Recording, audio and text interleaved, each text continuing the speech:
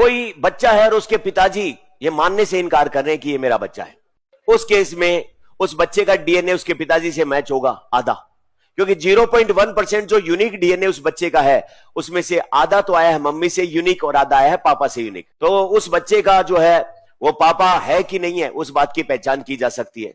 जैसे यूपी के पूर्व मुख्यमंत्री एनडी तिवारी है ना, उनके विवाह से अलग एक पुत्र था और वो उसको वैसे तो मानते थे ऑफ द रिकॉर्ड कि ये मेरा ही पुत्र है और उसका ध्यान भी रखते थे, लेकिन ऑन द रिकॉर्ड नहीं मानते थे। क्यों? क्योंकि ऐसा मानते ही साथ उनको संपत्ति में अधिकार और बहुत सारी चीजों का सामना करना पड़े। तो फिर वो बच्चा हाई कोर्ट में चला गया बड़ा होकर, कहा कि ये मेरे पापा है।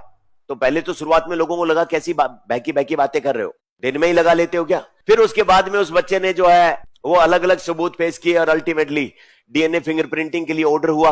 अब एनडी तिवारी साहब को तो पता ही है सच्चाई क्या है, वो माने नहीं कि मेरी निजता का उल्लंघन है, ये है वो है। कोर्ट ने कहा तिवारी साहब बड़े नेता हो, बड़ा दिल दिखाओ, बच्चा पैदा किया, जिम्मेदारी भी लो। तो फिर वो ऑर्डर हुआ उसके बाद में वो तो सच्चाई थी, आना ही था सामने, उस बच्चे को अधिकार मिले। तो किसी बच्चे का पिता कौन है, पैतृकता से पैटर्निटी से संबंधित मामले सोल्व किए जा सकते हैं, सही है।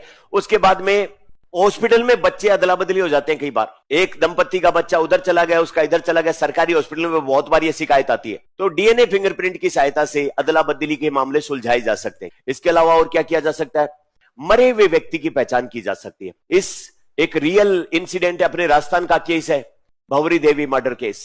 अपराधियों ने उनको मारा, जला दिया, उनकी अंतिम संस्कार जो है वो कर दिया और उसके बाद उनकी हड्डियों को नहर में फेंक दिया। पुलिस जो है वो नहर के अंदर अपराधियों की निशानदेही पर अपराधियों को पकड़ा।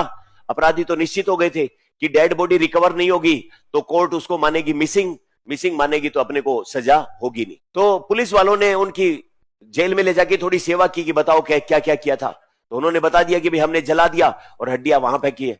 तो पुलिस वहां पर गोताखोर ले जाके नहरों से वो हड्डियों के टुकड़े निकाले और हड्डियों के टुकड़ों में कोशिकाएं हड्डियों की और डीएनए, उस डीएनए का मैच करवाया भंवरी देवी के बच्चों से।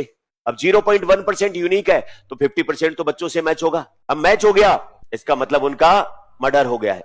मर्डर हो गया तो ये प्रूव हो गया कोर्ट में मामला, और प्रूव हो गया तो सजा हो गई।